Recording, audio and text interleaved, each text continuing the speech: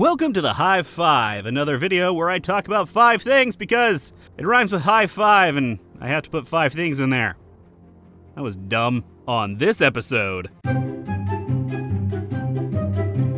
Guild Wars 2 is one of those weird MMOs for me. I think it's really good, yet I personally don't enjoy it. But with the Living Story Season 3 coming out, I finally decided it was time to pick up the expansion and give the game another go. It also helped that it was 50% off and that I found out it gave me a free max level character.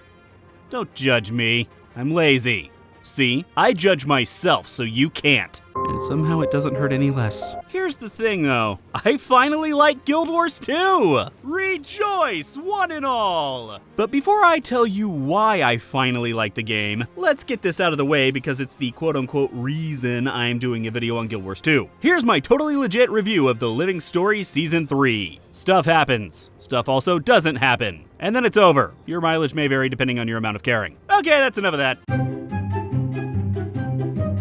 So when I recently got back into the game, I immediately boosted a ranger to level 80 and began working on my druid specialization. I am a healer through and through. So much so that doing my guide to tanking was actually somewhat painful because I had to actually play a tank. I want to play healers, damn it! And I always secretly and often publicly hated Guild Wars 2 for attempting to do away with them. I mean, come on, self-healing? What is this blasphemy? Luckily, ArenaNet finally came to their senses, and druids were the answer. I love it. Doing damage while healing at the same time has always been my thing. Sorry, I got a bit street there. I found people were able to stay alive a lot easier during events when they concentrated on damaging and dodging and weren't worried about healing themselves. Or at least I think that's how it's working. I don't know, I'm the one doing the healing. All in all, it's a great step in the right direction, and at least for me, makes Guild Wars 2 feel more like an MMORPG, and less like a medieval lemming Zerg.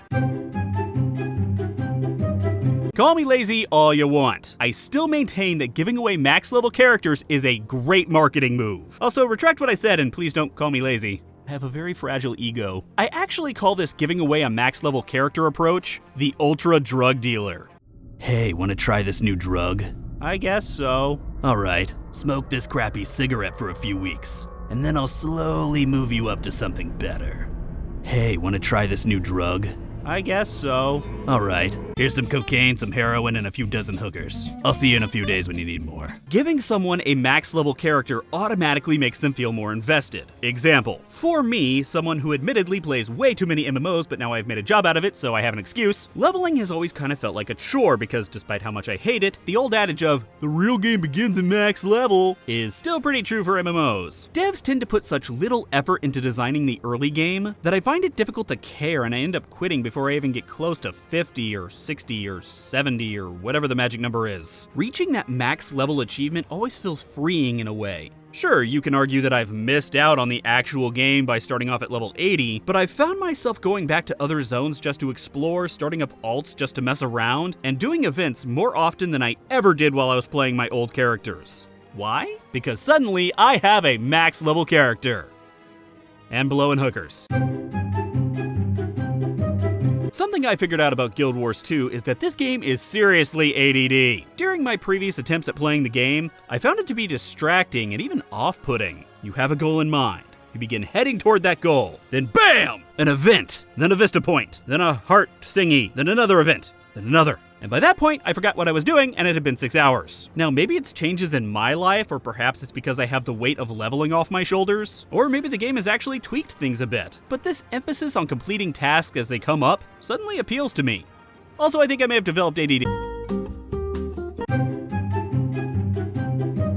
Back when I tried out the Heart of Thorns beta, I actually really enjoyed the overall zone events of Verdant Brink. I heard this was actually really annoying when the expansion launched and that people hated it. But personally, I really love having events that take over a world or an area. It makes the world feel more alive. And this hasn't changed since I've returned. I really do like seeing an event just take over and basically forcing people to play together. And there's nothing better for that than a common enemy.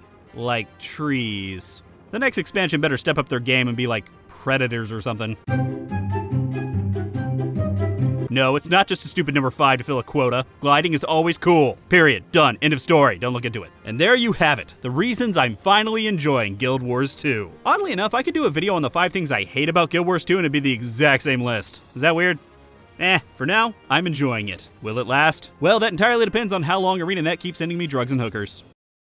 And those were my 5 reasons for why I now love Guild Wars 2. Blow, blow, blow, blow, and hookers. Wait, did I do a different list? If you're new here, make sure to hit that subscribe button. I put out a new video every week. I've also put another video for you to watch right up here, and if you want, you can follow me on Twitter and Facebook. Or you can come chat with us on Discord. And if you really want to help out the channel, you can donate to me on Patreon like these other amazing people. I'm gonna buy them each a tree and hope they take over the world.